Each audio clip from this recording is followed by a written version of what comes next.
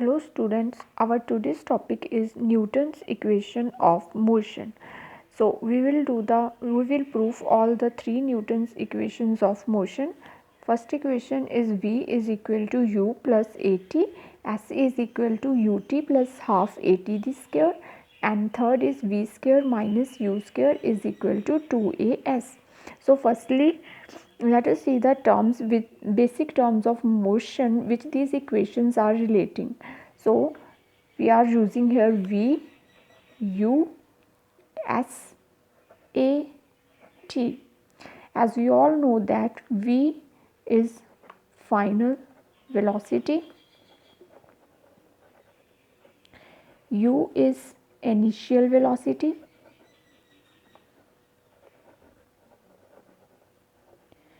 S is displacement of the body,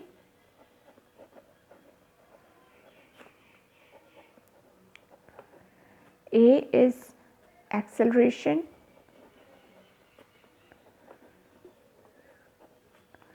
T is time. So let us prove the first equation of motion, which is V is equal to U plus AT. For this, firstly we will use the definition of acceleration. As we know, definition of acceleration is rate of change of velocity. As we know, if we here rate of change of velocity means how much velocity is changing in time. So here we will subtract initial velocity from final velocity and it will be divided by time. This is the definition of acceleration, and here we are using the formula of acceleration. So here we will rearrange this formula. T will go to this side, that is AT is equal to V minus U. So here when U will come to this side, it will become positive. So here equation will become V is equal to U plus AT. So this is the required equation of motion, that is first equation of motion which we have proved. Now if we come to the second equation of motion, as we know, second equation of motion is S is equal to UT plus half AT square.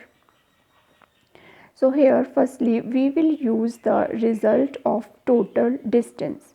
We know total distance is equal to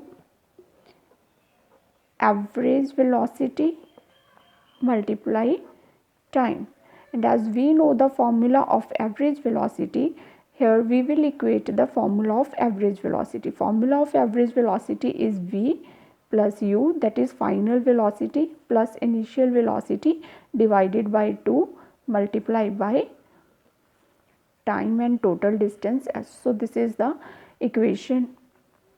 Now if we look at the required equation, we can see here the term V is missing.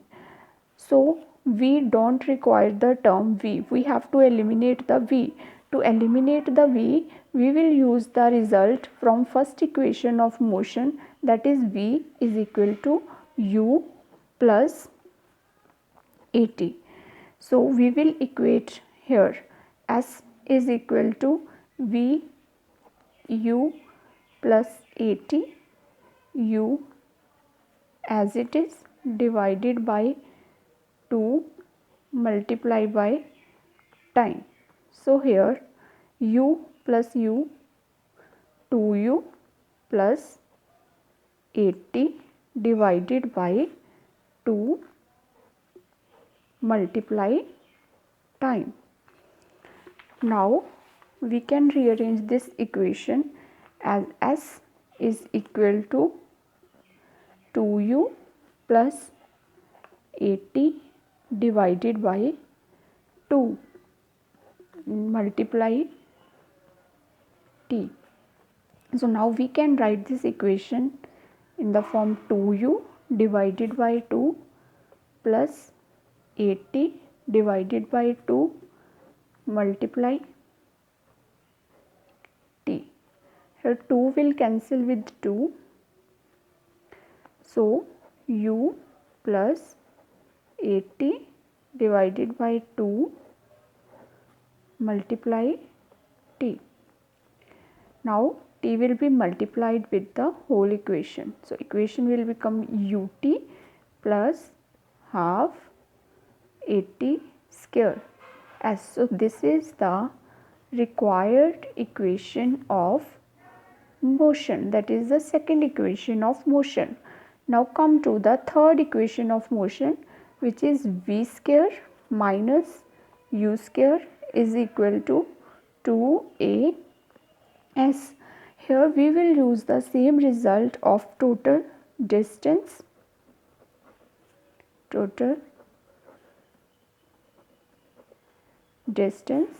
is equal to average velocity multiplied by time. Average velocity v plus u divided by 2 multiplied by time. So this is the equation, and from which we will derive the result. Now look at the required equation. Required equation, we cannot see term time anywhere, so we don't require the term time. We have to eliminate this term. To eliminate this term, we will use the first equation of motion. What is the first equation of motion? V is equal to u plus at. From here we will derive the formula of t. When u will come this side, it will become the negative. V minus u is equal to at, and here a is in multiply. When it will come to this side, it will be divided by v minus u. So acceleration is equal to v minus u, time is equal to v minus u divided by a. So this value of time we will put in this equation. So s is equal to v plus u divided by 2, and t we will equate this value in the place of t, v minus u divided by a. Now here if we apply the formula v square minus u square divided by 2a, here we have used the identity a plus b, a minus b is equal to a square minus b square.